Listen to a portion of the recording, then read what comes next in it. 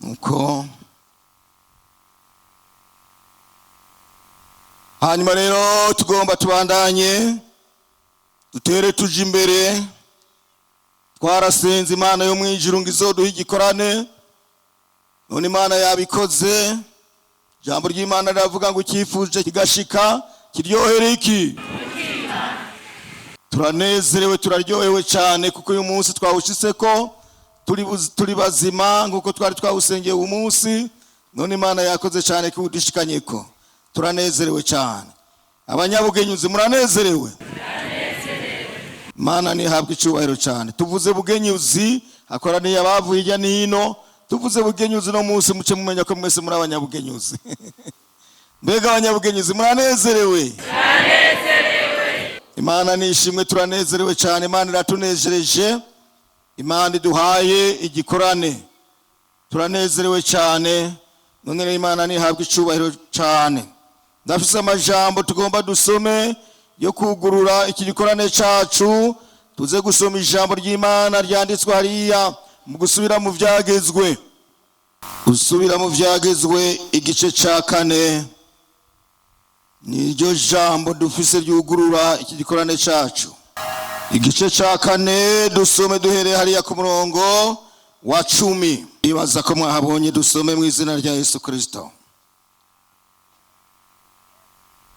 Kandi mwibagire wa munsi mwari muhagaze imbere y'Uhoraho Imana yanyu kuri Horebu, igihe Uhoraho yambarira ati nkoraniriza abantu turira amajambo kugira ngo ndabigishe, kugira ngo bige kunyubaha iminsi yose bazomara bakiri mu isi, bavyigishe n'abana babo. Uyu ni Mose umukozi w'Imana, yararongoye ishengero ry'Abisirayeli abakuye hariya mu gihugu cya Egiputa abajana mu gihugu cy'amasezerano Imana yari yabasezeraniye cy'Ikanani. Hanyuma rero Mose ubwiwe avugana n'Imana. Imana iramubarira ati nkoraniriza abantu, nkoraniriza Abisirayeli kugira ngo ndabacurira amajambo kandi ndabigishe kunyubaha iminsi yose bazoba bakiriho, kandi baze bavyigishe n'abana babo.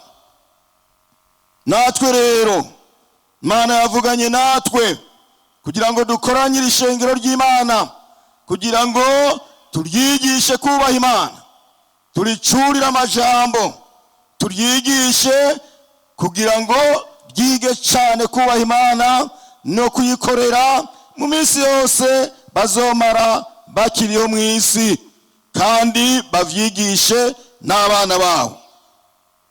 Icyo Imana itugera rero iragomba ngo twigishe abantu batahura Imana, bamenye Imana iyo ariyo, bamenye Yesu ari we, batahuri Imana iyo ariyo.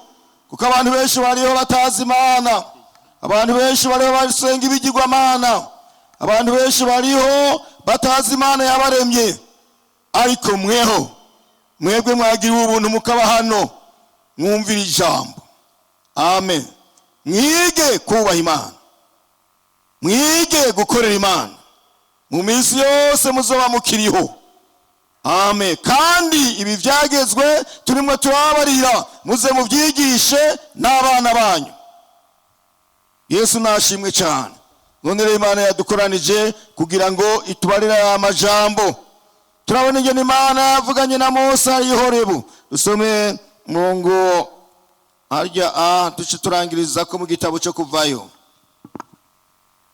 Yesu nashimwe cyane. Gitabo cyo Kuvayo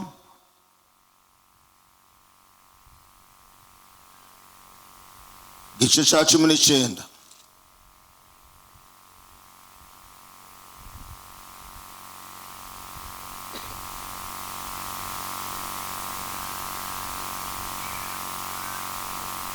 Dusome duhere hariya ku murongo wa 7 tugeze ku murongo wa 11.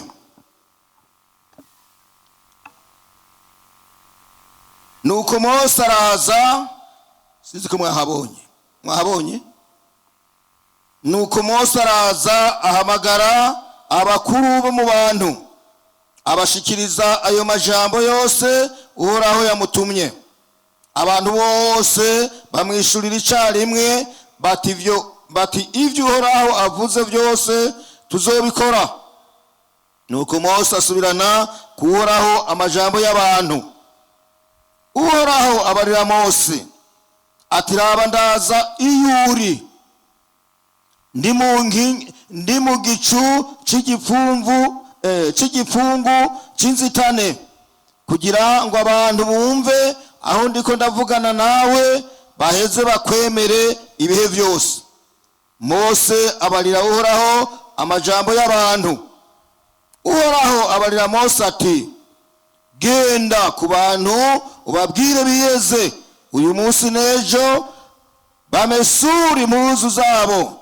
Umunsi ugira gatatu uzoshike biteguye, kuko jewe Uhoraho ku munsi ugira gatatu nzomanuka nze kuri uyu musozi Sinayi imbere y'abantu bose. Imana nihabwe icyubahiro cyane. Imana ituma umusabye wayo kugira ngo abarira abisirayeli amabwirizwa Imana yari yamuhaye.